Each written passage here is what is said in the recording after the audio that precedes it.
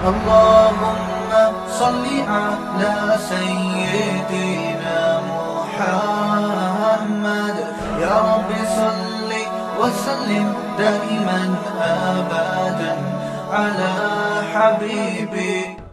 کہ اللہ کی محبت پیدا کر لی جائے، اور وہ جب تک نہیں ہوگی جب تک دنیا کی نکلے گی نہیں. یہ دونوں محبتیں ایک دل میں جمع ہو نہیں سکتی، اور دنیا کی جب نکلے گی اس کا ایک فارمولہ ہے، ایک طریقہ ہے. ہر وقت یہ دماغ میں مسلط کریں کہ یہ مسافر خانہ ہے، رہنے کی جگہ نہیں ہے. قبرستان جایا کریں نا، حدیث میں آتے جا کے دیکھا کرو یہ کیسے پڑے ہوئے ہیں. جب جائیں نا کسی شاپنگ مال میں، او زبردست مالدار لوگ آئے ہوئے ہیں شاپنگ کرنے کے لیے، غریب کو بڑی حسرت ہوتی ہے یار ایک یہ لگژری لائف اسٹائل ہے، ایک ہمارا جھونپڑا ہے.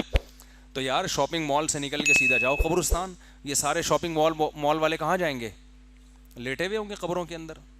بڑے بڑے تھے اس میں. آپ ڈیفینس کے قبرستان چلا جاؤ اگر آپ کو رنگی ٹاؤن کا اچھا نہیں لگ رہا، ڈیفینس کے قبرستان جاؤ، کلفٹن کے قبرستان جاؤ، آپ کو لگے گا بھائی اورنگی ٹاؤن کے قبرستان میں اور ڈیفینس کے قبرستان میں اوپر سے تو فرق ہے، اندر سے کوئی فرق.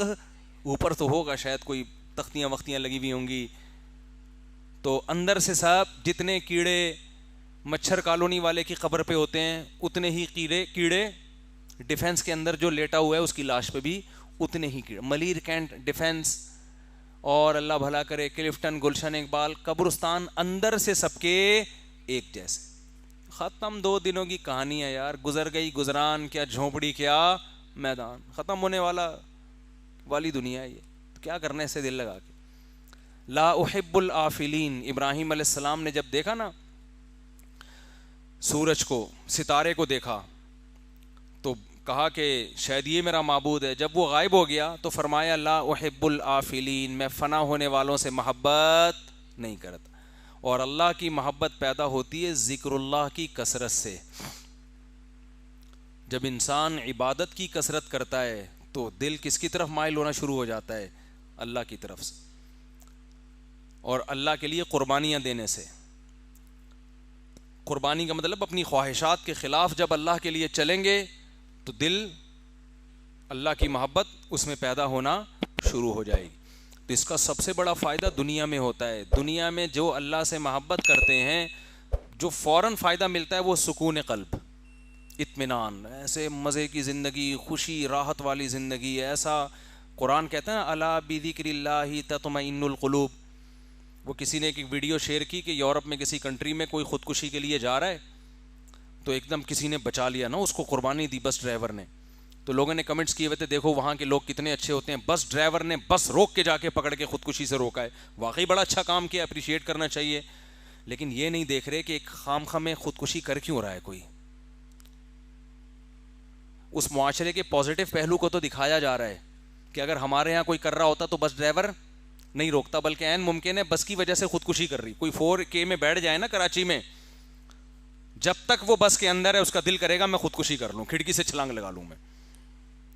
وہ تو شکر ہے اترنے کے بعد پھر وہ سکون ملتا ہے تو خودکشی کے خیالات ختم. 4K یہاں کھڑی ہوئی تھی نیو کراچی میں، چلا ہی نہیں رہا تھا، بھرے جا رہا ہے ہل ہی نہیں رہا.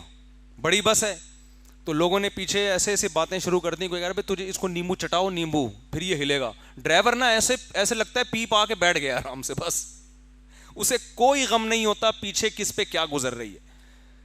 تو ہمارے ہاں تو یعنی وہ جو بس ڈرائیور نے اس خاتون کو یا مرد کو جو بھی تھا اس کو خودکشی سے بچا لیا، بڑا اچھا کام کیا. انسانیت کو بچانا تو بہت بڑی عبادت ہے، موت سے بچانا.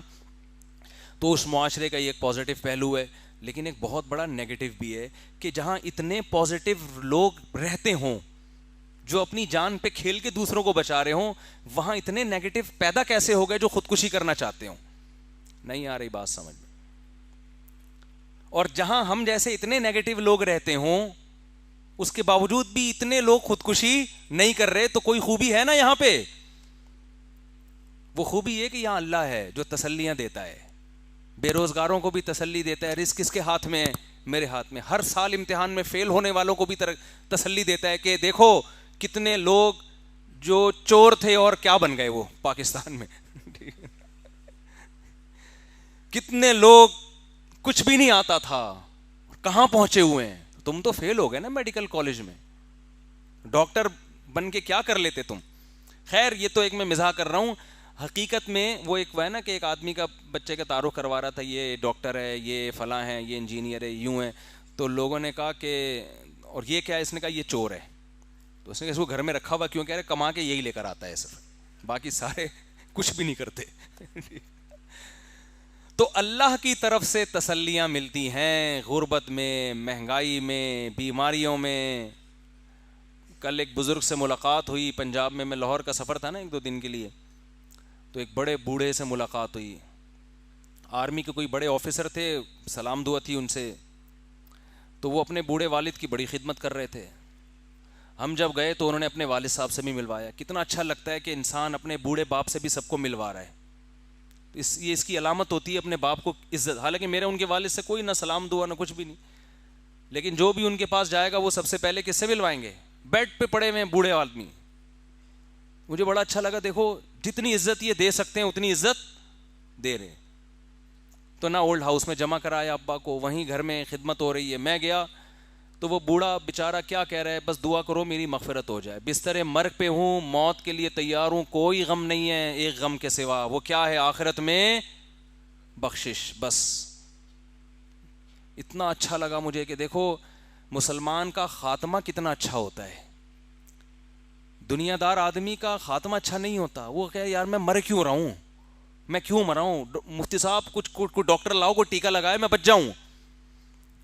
مسلمان کو غم نہیں ہوتا, موت زندگی کا اتنا ٹینشن نہیں ہے, اس کو ٹینشن یہ ہے کہ آخرت میں بخشش ہو جائے. اور حدیث میں آتا ہے, نبی نے فرمایا جس کو موت کے وقت اللہ سے امید بھی ہو اور اپنے گناہوں کا خوف بھی ہو, تو اس کا مطلب اللہ اس کو معاف کرنا چاہتا ہے اور اس کی بخشش چاہتا ہے. یہ کنڈیشن بہت اچھی ہے کہ اپنے گناہوں سے ندامت بھی ہو آخری وقت میں, اور کچھ اللہ سے امیدیں بھی ہوں کہ بھئی ہمارے اعمال تو نہیں ہے, شاید اللہ بخش دے, رحمت کر دے.